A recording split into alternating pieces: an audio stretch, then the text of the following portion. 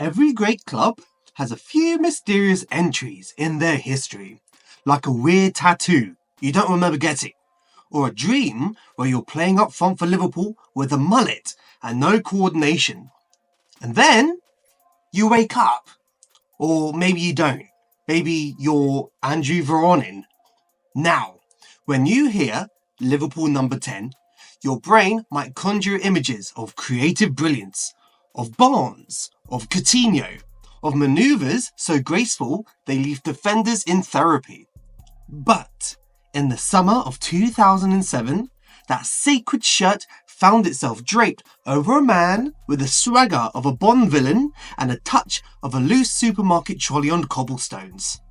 Andriy Voronin arrived at Anfield from Bayer Leverkusen on a free transfer, emphasis on free, and brought with him a resume that looked half decent, a ponytail that defied criticism, and the kind of confidence only found in men who've never seen their own highlight reel.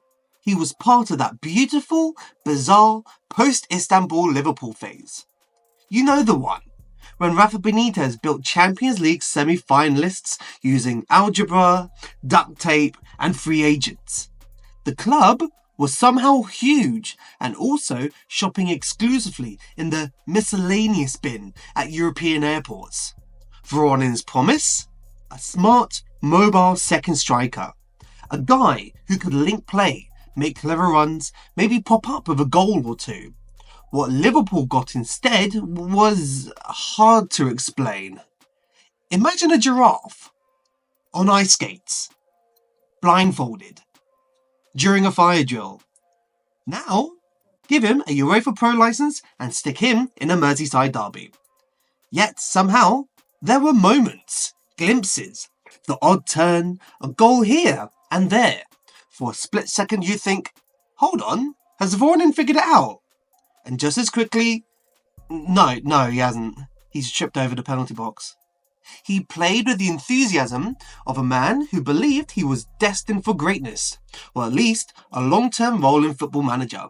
And maybe that's what's so compelling about him. He wasn't bad in a tragic way. He was bad in a charismatically confusing way. Like a magician who reveals the trick halfway through, then forgets where he put the rabbit. Was he misunderstood? Probably. Miscast? Almost certainly. Miscontrolled first touch? Absolutely. This is not a hit piece.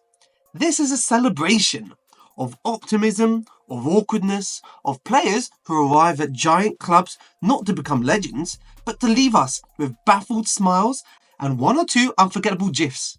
So, let's rewind the VHS, comb the ponytail, and step into the ice rink. This is the Andriy Voronin experience. This is the story of Liverpool's weirdest number 10.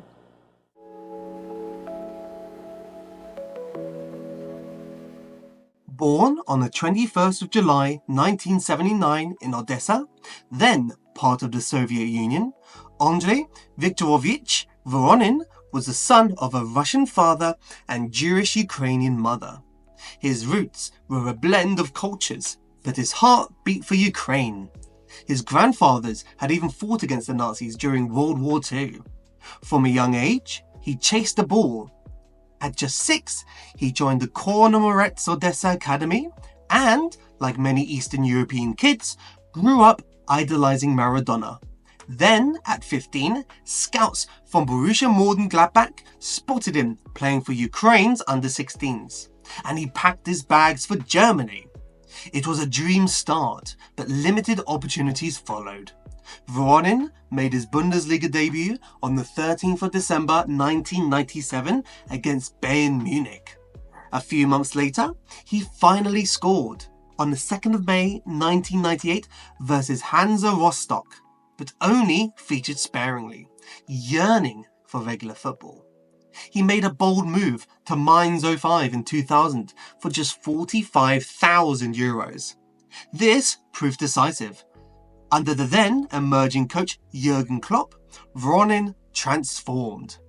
By the 2002-03 season, he claimed the second Bundesliga top goalscorer title with 21 goals. an exponential rise he later admitted was like a miracle. That form didn't go unnoticed.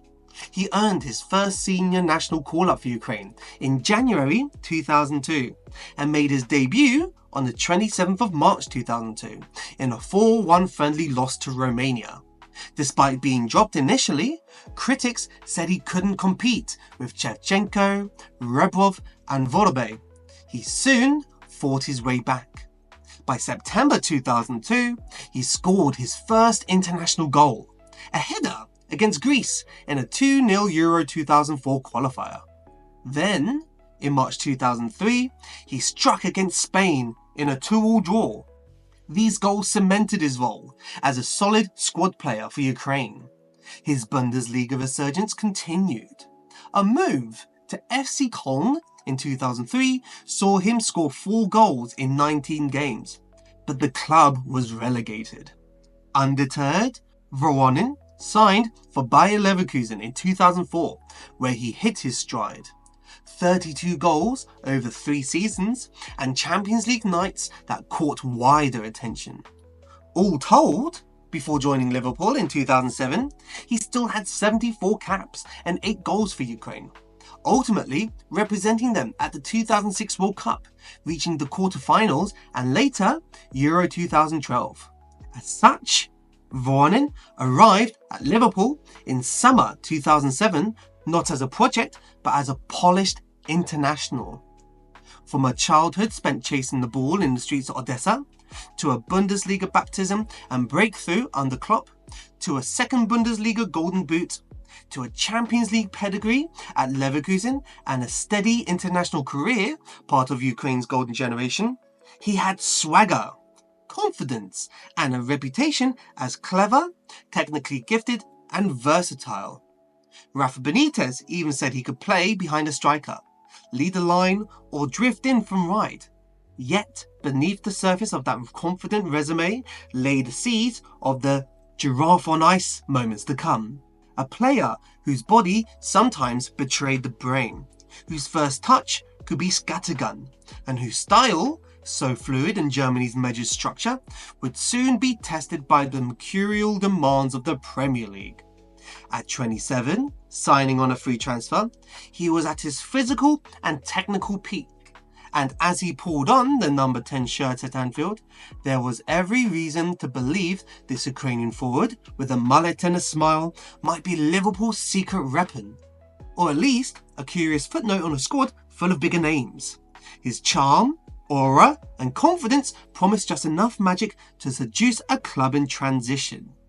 As we prepared to follow him into those Anfield corridors, remember, before the missteps, before the slips, before the trippy gifs, there was a man who climbed from Odesa Academy to Europe's spotlight, and a player who, for a moment, united German clubs and his national team with clinical intent. He might be remembered, at least for me, as Liverpool's weirdest number 10, but first, he was a Ukrainian son chasing a dream with every touch of the ball.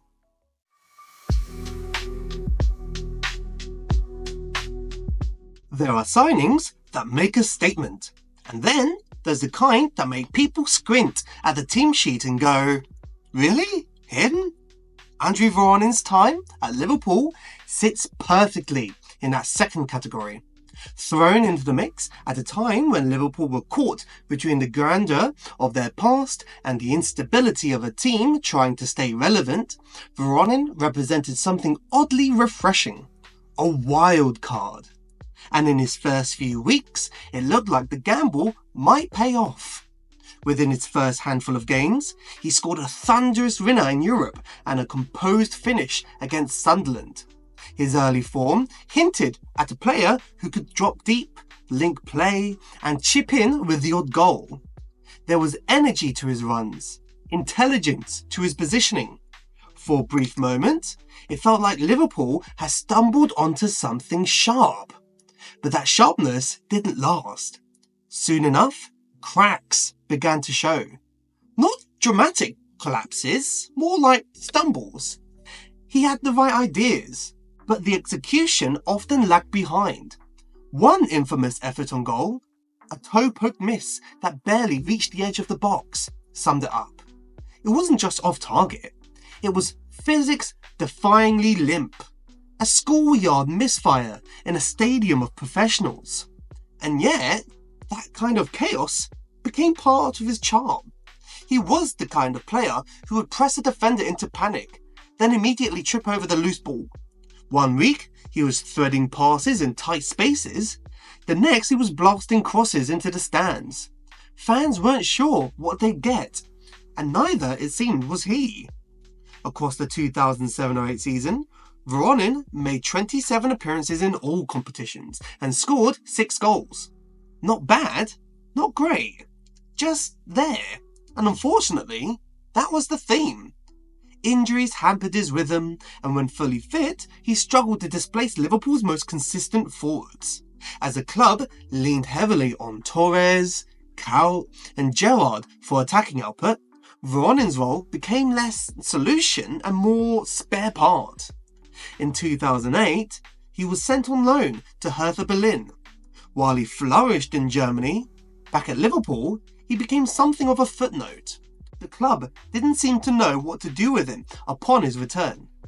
He made just 8 league appearances in 2009-10 and didn't score once. His final outings in a red shirt felt like polite goodbyes more than chances to prove himself. No grand farewell, no cult resurgence, just a quiet departure in January 2010 when Dynamo Moscow came calling. Still, his time at Liverpool wasn't without meaning. He was one of those players who made you feel something, even if that something was confusion, amusement, or second-hand embarrassment. He played like every game was a second chance, and sometimes that mattered more than the stats. Liverpool didn't get a talisman, but they got a story. And in a strange way, that was enough.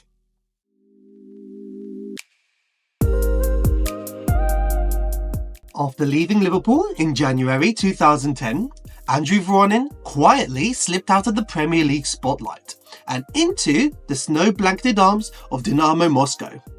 A transfer that, much like the man himself, raised eyebrows more than pulses. But back in Eastern Europe, Voronin seemed more at home. The pace of the Russian Premier League suited his game. Fewer 100 miles per hour press-a-thons, more space to receive and pick passes.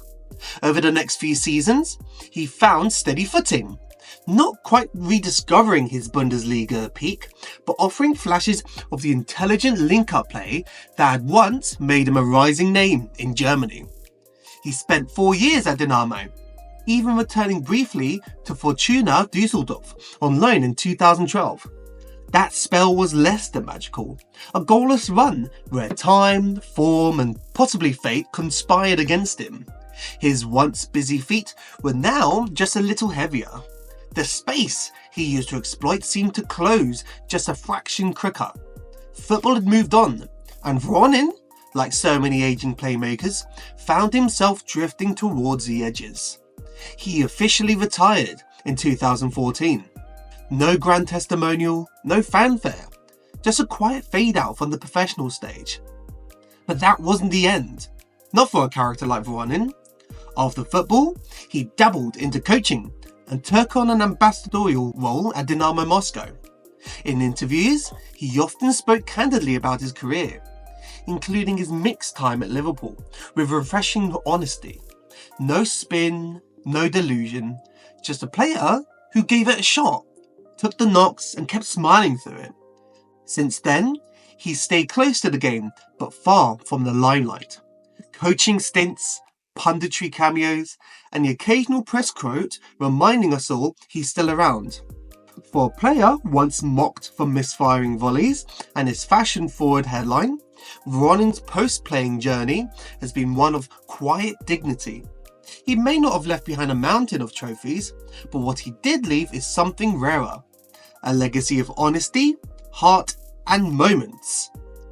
Strange, beautiful, and often baffling. That still makes fans smile, shake their heads, and say, "Oh yeah, Voronin. What was that all about?" And so, there you have it. In hindsight, After making a video about Roy Hodgson and Alberto Aquilani, it has made me realise more, now after more than 15 years ago, following Liverpool within this time period was absolutely nuts. They were going through a massive identity crisis of having a massive club stature, but also forking out money on players who you felt were still trying to decide which foot was their most favourable one. In making the Roy Hodgson video, it made me remember how bad some of the signings were at the time. With Alberto Aquilani, it made me realise how much I really wanted him to succeed. But with injuries, it is something you can't just run away from. And now, with Andriy Voronin, he is 100% for sure Liverpool's weirdest number 10. But I wouldn't change his tenure at Liverpool for the world.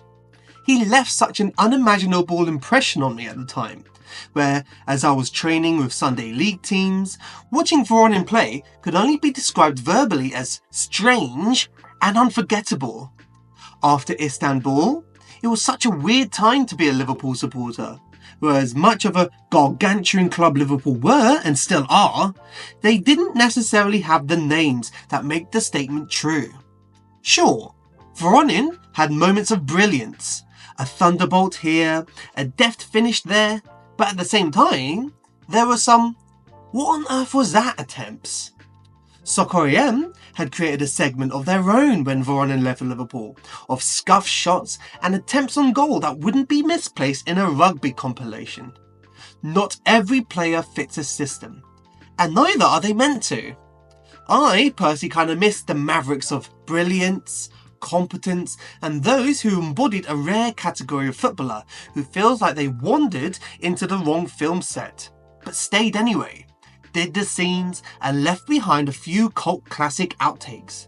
His awkwardness, unpredictability, and honest effort made him oddly enjoyable to watch. In a squad of clinical professionals, he was gloriously imperfect. Now, don't get me wrong. If success is measured in numbers, Voronin has failed. However, there is a joy to be had when things go wrong on a football pitch. There is a joy of continuously watching David Dunn attempt the Rabona to then fall on his hip.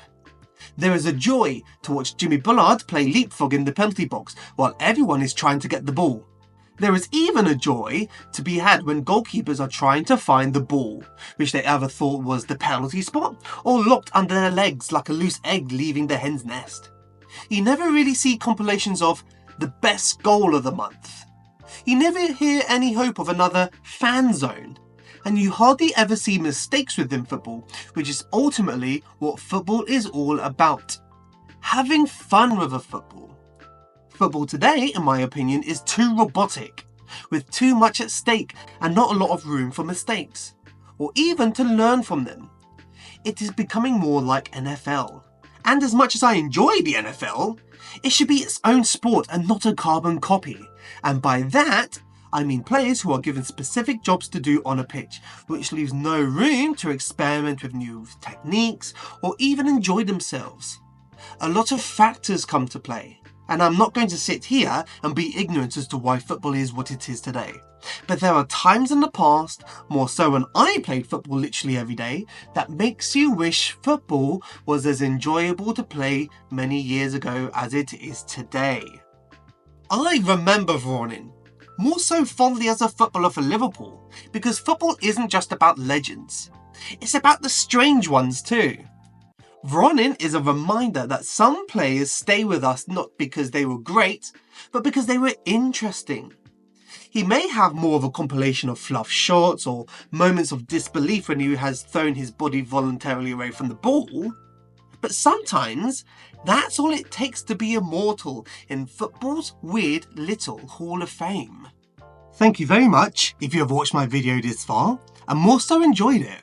At this point, writing has become a lot more easier to do, which was one of my main targets to accomplish since making videos earlier this year.